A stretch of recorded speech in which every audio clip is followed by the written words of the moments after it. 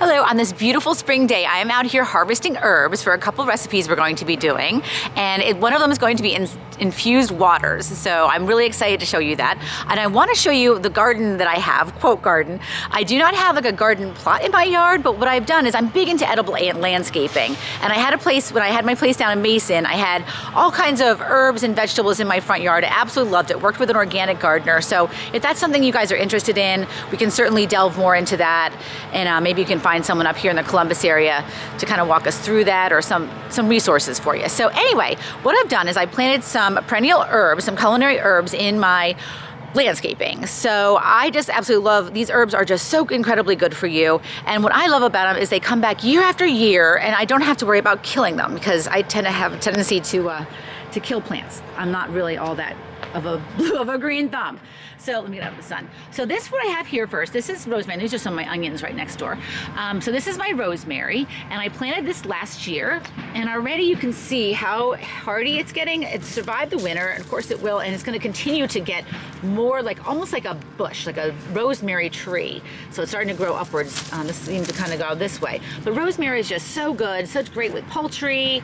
I make a dipping sauce with olive oil, some salt and pepper out of it, just chop it up. It's so wonderful to come out here. I cannot tell you how wonderful it is to come out in the middle of the winter and have fresh herbs. And they're so expensive in the store, what, $2.99 for one of those little clam shells. So just to have them free is just so wonderful.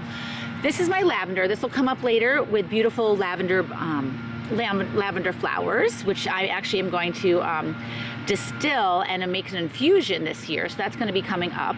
And then this is just so good for the bees. So you always want to have some lavender here. There's another lavender here, just so good for our bees. So this is my sage. Love sage. These beautiful soft leaves. I have a really good chicken saltimbocca recipe that I use with this. And again, just so nice. I mean, these are the herbs that you're going to use on your turkeys, your roast chickens, everything. So to come out here on Thanksgiving and just use fresh herbs is so wonderful.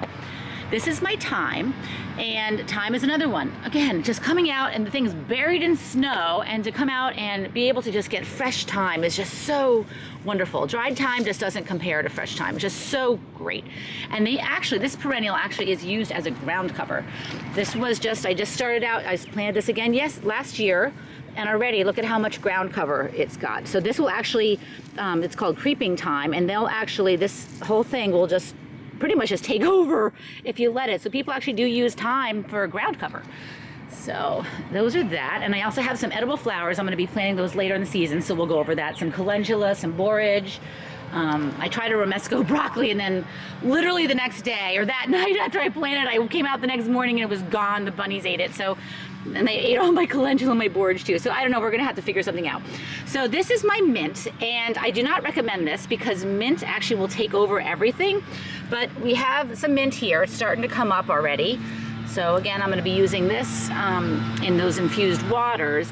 And I think it's best to keep mint either in a patch that you can control, or in a container garden, because it will take over. Literally, this is like a 5 feet by 3 feet patch, and it's going to be completely covered in mint. So there's only so much, it's overwhelming. So mint pesto is great, and I'm going to find some other recipes, but it does get pretty overwhelming. So anyway, so that's the garden that I have, and just wanted you to see that, and we'll just keep you up to date on things we're doing with it.